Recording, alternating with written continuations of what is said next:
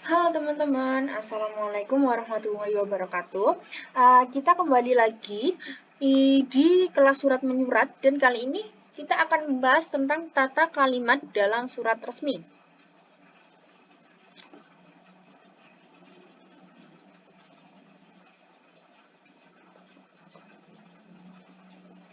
Dalam berkomunikasi, baik lisan maupun tulis, manusia menggunakan bahasa untuk menyampaikan gagasan. Untuk itu, sangat penting kita mempelajari tentang kalimat yang digunakan dalam penulisan surat resmi. Kalimat yang digunakan harus memperhatikan hal-hal berikut, seperti kesepadanan, keparalelan, ketegasan, kehematan, kecermatan, dan kepaduan. Kesepadanan yaitu kalimat yang digunakan harus seimbang. Yang pertama, kalimat mempunyai subjek dan predikat yang jelas. Ketidakjelasan subjek dan predikat suatu kalimat akan membuat kalimat menjadi tidak efektif. Contohnya, bagi anggota yang belum daftar ulang, tidak bisa mengikuti kegiatan yang diadakan Wabim. Ini adalah contoh yang salah, karena kita tidak tahu mana bagian subjek dan mana bagian subjeknya. Seolah-olah ini adalah anak kalimat semua. Yang benar adalah anggota yang belum daftar ulang tidak bisa mengikuti kegiatan yang diadakan Wabim. Jadi subjeknya adalah anggota yang belum mendaftar. Selanjutnya, yaitu tidak terdapat subjek ganda. Contohnya, penyusunan laporan kegiatan itu saya dibantu oleh dosen pembimbing UKM. Ini salah. Seharusnya di depan ini diberi kata dalam. Dalam menyusun laporan kegiatan saya dibantu oleh dosen pembimbing UKM. Jadi, yang kalimat pertama adalah anak kalimat dan kalimat yang kedua adalah induk kalimat. Yang ketiga, kata penghubung intrakalimat tidak dipakai pada kalimat tunggal. Contohnya, penghubung intrakalimat ini tidak dipakai pada kalimat tunggal. Contohnya, yang pertama ini salah. Cara pengukuhan para pengurus UKM belum dimulai, sehingga kita masih bisa menyiapkan beberapa dokumen yang diperlukan. Ini kan sebenarnya bisa digabung dalam satu kalimat. Tidak perlu diberi tanda titik seperti ini. Jadi yang benar yaitu acara pengukuhan para pengurus UKM belum dimulai sehingga kita masih bisa menyiapkan beberapa dokumen yang diperlukan. Atau bisa juga dibalik ya. Kalau misalnya ingin menjadi dua kalimat, itu kita nggak boleh menggunakan kata sehingga. Jadi kita pakai oleh karena itu kita masih bisa menyiapkan. Tuh.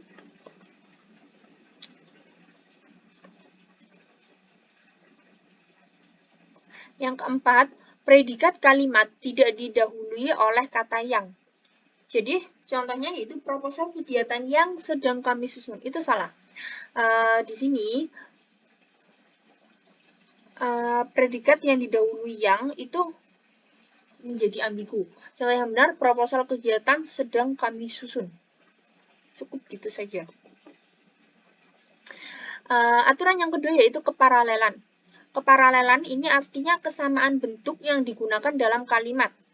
Contohnya, kegiatan yang diadakan UKM Kesenian antara lain menyusun proposal kegiatan, menyebarkan informasi, dan mengadakan lomba nyanyi antar sekolah. Jadi, ini kan seperti menyusun, menyebarkan, dan mengadakan, ini harus paralel.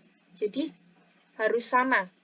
Tidak boleh menyusun. Selanjutnya, yang kedua, disebarkan atau ya disebarkan dan diadakan lomba nyanyi antar sekolah, itu salah.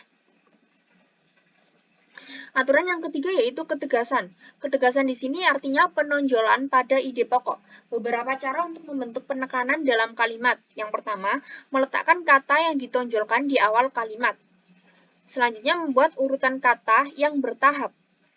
Ketiga, melakukan pengulangan kata.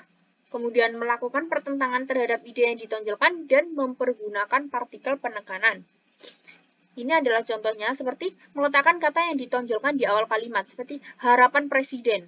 Nah, ini di awal kalimat, ini adalah harapan presiden agar rakyat ikut berpartisipasi dalam pembangunan. Yang kedua, membuat urutan kata yang bertahap, seperti bukan 100, 1000, atau 1.000.000. Jadi, berurutan. dari yang terkecil 100, 1000, atau 1 juta, tapi berjuta-juta rupiah telah disumbangkan kepada anak-anak terlantar.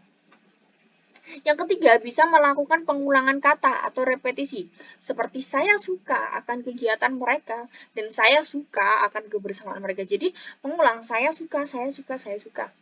Yang keempat, melakukan pertentangan terhadap ide yang ditonjolkan. Contohnya, UKM kegiatan mahasiswa di ABM tidak sedikit, tetapi cukup banyak dan beragam. Jadi,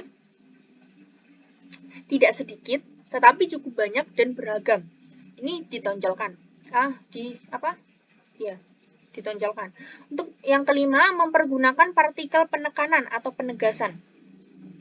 Seperti ketualah yang harus dapat memimpin anggotanya sehingga sebuah UKM bisa menjadi maju. Ini penekanan. Ya, pada bagian ketualah yang harus dapat memimpin anggotanya. Yang keempat adalah kehematan. Hemat menggunakan kata, frasa, atau bentuk lain yang dianggap tidak perlu. Beberapa kriteria yang perlu diperhatikan. Yang pertama, menghilangkan pengulangan subjek, menghindarkan pemakaian superordinat pada hiponimi kata, menghindarkan kesinoniman dalam satu kalimat, dan tidak menjamakkan kata yang berbentuk jamak. Yang kelima adalah kecermatan. Kalimat yang dibuat tidak menimbulkan tafsiran dan tepat dalam pemilihan kata. Contohnya, contoh. Kecermatan. Kalimat yang dibuat tidak menimbulkan tafsiran dan tepat dalam pilihan kata. Contoh, mahasiswa perguruan tinggi yang terkenal itu menerima hadiah. Siapa yang terkenal? Mahasiswanya atau perguruan tinggi yang terkenal itu? Jadi kita harus membuat kalimat yang cermat, yang tidak menimbulkan pertanyaan bagi pembaca. Yang keenam adalah kepaduan. Kepaduan pernyataan dalam kalimat sehingga informasi yang disampaikan tidak pecah-pecah. Sekian pertemuan hari ini. Mungkin ini adalah kelas yang terakhir di periode kali ini. Untuk periode selanjutnya, mungkin bisa dilanjutkan oleh teman-teman pengurus yang lain. Terima kasih sudah mendengarkan. Assalamualaikum warahmatullahi wabarakatuh.